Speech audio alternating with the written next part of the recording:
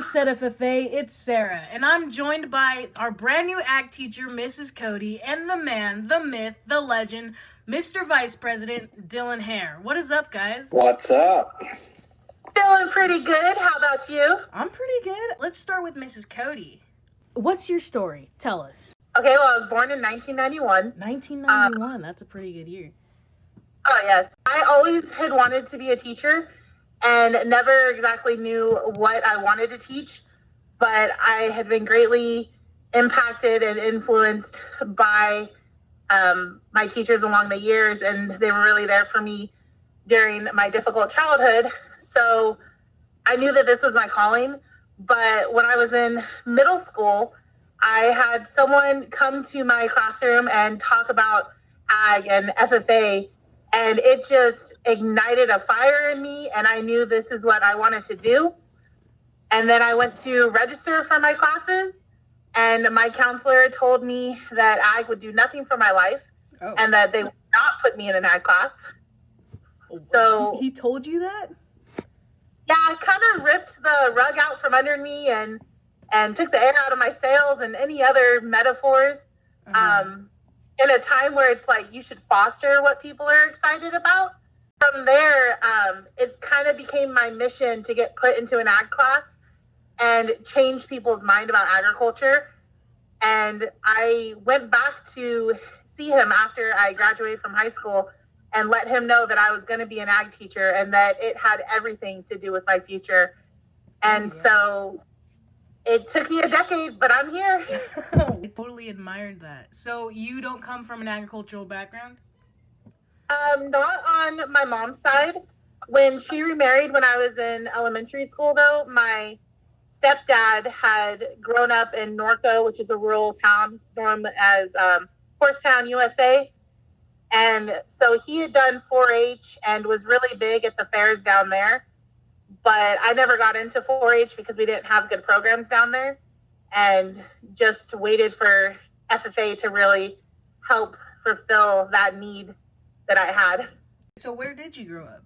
I'm from South Carolina, but I don't have a cool accent, so I sound boring. Oh, man. But once in a while, I might get some twang that comes out.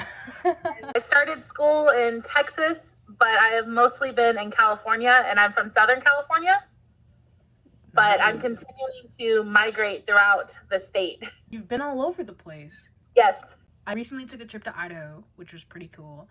I've been through Oregon and Nevada, but haven't really visited many states. So that's really cool. Another way I've been trying to see the entire country is my husband and I are trying to go to all the national parks. So we've been to about 8 so far and are just really enjoying seeing what makes our country beautiful. Dylan. So, you've done a lot for our program, but we want to know, where did you start? starting off my freshman year, or actually in 8th grade, my brother, he was just getting into the ag program over at Merced High, and he was telling me all about it, how he started raising his pig for the Merced County Fair, and I wanted to get all over that because that screamed my name because I loved animals. My mom worked at the fair ever since I was born, so I was used to being around all the livestock, and I wanted to get into that stuff. So my brother was definitely a pretty big influence on me getting into the FFA program. So as soon as I got into high school, as my freshman year, I enrolled in ag bio and shop skills, and ever since then, my love for FFA and agriculture just took off, and I love everything about it, and everything that it's done for me helped me accomplish and improve in my life, and it's just, I wouldn't trade it for anything. Wow, that's so cool. So you are actually not only our Mr. Vice President, but you're our regional treasurer. What was that process like? So you begin by filling out a Google form, or yes, I believe it was a form. So it's basically you're starting off with an application about like your top activities, why you think you deserve to be or serve as a regional officer, those type of questions. So you fill that out, and then you schedule your interview with the regional officers at that current year, and you go to, I believe my interview was in Modesto or Turlock. It was in a hotel, which is pretty awesome, pretty nerve-wracking as well. We did the interview, and then after that, they announced the slate. So 16 people got slated for regional office. And then I believe in the month of March was the regional meeting. And those 16 members that were slated, they go and they present their speech in front of voting delegates from each chapter in our region. And then the voting delegates vote on which regional officers that they would like to be put into office. And so at the end of that meeting, the new officer team is installed. And so that experience was honestly amazing because it made me cry as soon as I got elected. It was amazing. I actually tried to run for sectional office last year. I made the slate. That process was so cool. Very similar to regional office. You apply, they ask you why you deserve it, and then you go in, speak in front of the delegates, and then, the new officer team is pretty much installed right then and there. It's a really nerve-wracking but amazing feeling to be in that position. When I was in high school, I ran for section and region also. The day that we had to be interviewed for section office and everything, there was a classic, your ag teacher got into a car accident. Oh my God. It was pretty stressful. And then I got slated for that. Unfortunately, I did not win, but I wanted to commend Dylan because with how large Central Region is, you getting elected as a region officer is amazing and very impressive. Mm-hmm. Thank you much. The day that they announced sections was the day they announced chapter as well. So I was on the edge of my seat that entire day. Oh, I bet. Dylan, do you remember the moment that we were elected in the office when you opened that envelope? Oh my gosh. I was like, I could not sit down to save my life that day. I was sitting in my room and just like walking around and pacing. I was like, oh my goodness. I actually had to go on campus that morning to record my sectional video for the delegates. So I was in there with Cor and Mua itching to find out if I made it or not, but they didn't crack on me. I'll be honest, I kind of creeped on you guys a little bit when that video was released. And watching your guys' reactions, I'm like, this is a great team. I can't wait to work with them. Yes, I remember that moment. I actually thought I got vice president because I saw part of the word president through the envelope. So I thought I got vice, and I was like, woo, like, let's go. And then I opened it, and I was like, oh my goodness. And then when I found out that Dylan got vice president, I knew that we would all just come together and make a great team. Oh, yeah, definitely. I remember as soon as I opened the envelope and, had the initial shock released from my body, I looked up at the sky because a fun fact about me, in December of 2019, I got a call that my uncle's cancer had come back. And when I visited him in the hospital for the last time, he told me to stick with ag. And it was right then and there that I decided that I wasn't only going to stick with ag, but I was going to use it to inspire. And just being put in this position and getting to work with all of you guys, it's amazing. Sarah, I'm glad this is a podcast and not a vlog. You got me tearing up over here with the chills. To Dylan. So Dylan, Okay. after Region, what are your next steps? I'm definitely looking forward to running for state office. That's definitely been in the back of my head ever since I made even chapter office my junior year. It's been a thought that I've really touched on, and it's inspired me to just keep on doing what I'm doing and try to exceed and, prosper in this organization as much as I can.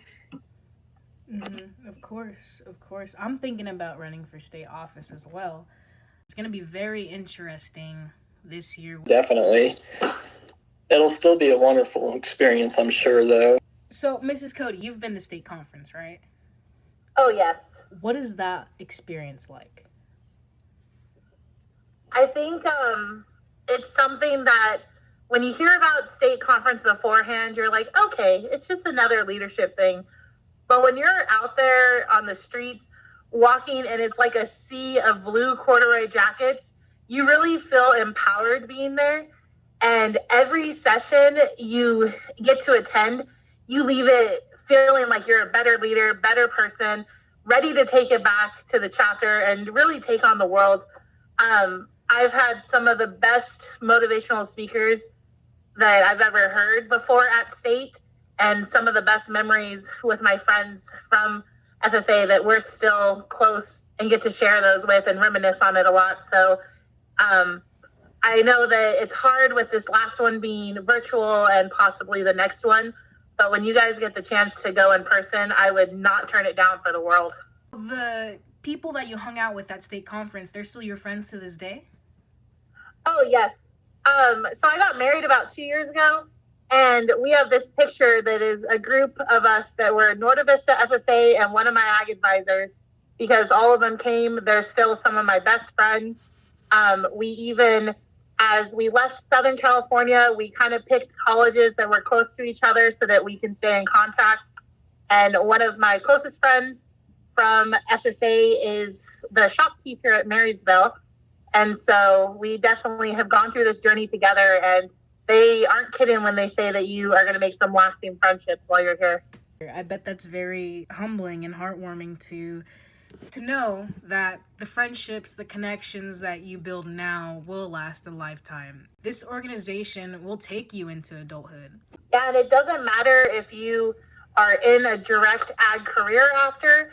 There's so many things and avenues that connect all of us, that the networking that you create with it and basically just those bonds, they're going to help you and really contribute to your future in one way or another. Dylan, what is your plan as far as career?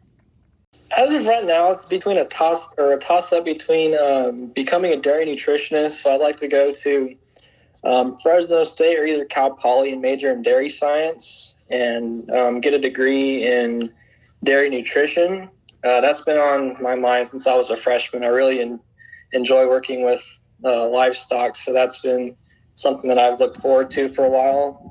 If that doesn't really spark my interest once I graduate, if things change up, I've thought about going to welding or either like tractor operation for certain companies around California. You do a lot of tractor stuff now. How's that like?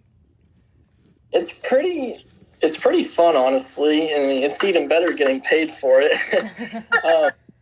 Ever since I was a kid, I could always remember just being so fascinated by, equipment and big tractors and all that stuff, and how that I'm grown up and I can actually, drive them every day for a living. Well, not necessarily for a living because I live with my parents, but it's really fun. Sometimes it gets a little boring when you do, 15 or 16 hour shift by yourself, and, it gets a little lonely and you get hungry, but all in all, it's honestly an amazing job. Don't wear a seatbelt if you don't have a ROM, Sarah. Yeah. I will remember that eventually.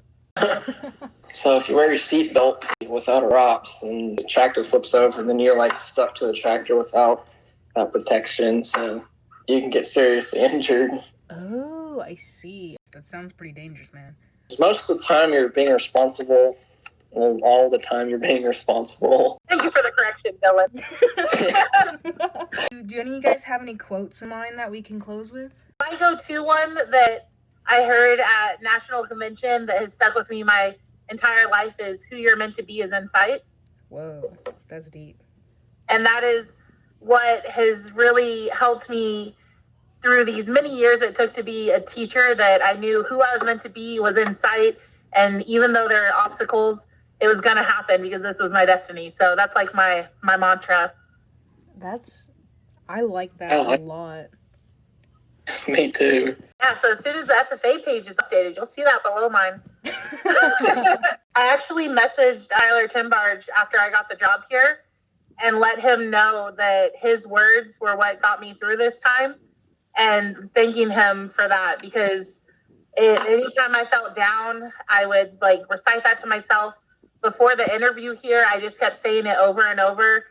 And then when it started, I had such a overwhelming calmness during it, because he was a past national officer. But he wrote back to me and said, "Thank you, because you never know who you actually reach during your time." And so it meant a lot hearing that something he had said for his retiring address a decade later, changing a life. Do you think that you're still on this journey of self-discovery? I think that even though I'm a teacher, I'm always a student, and I'm continuing to learn and grow and try to better myself, because that's the only way that I can give back to my students what they deserve. Always, you're right. I love that. I know I want to be an ag teacher when I grow up, so I just try to soak in as much information, as many life lessons as possible, so it helps me with my future students.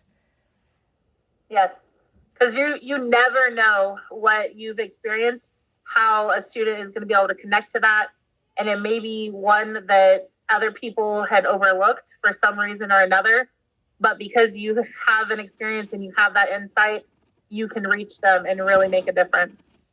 With that being said, I would like to thank everyone who attended our meeting on Wednesday. It was a huge success.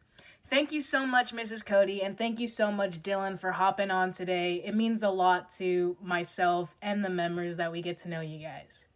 Thank you. It was really fun. You had a great time. I was nervous, Sarah, but you're awesome, so we made it through. Thank you so much. All right, well, be the future, Merced FFA.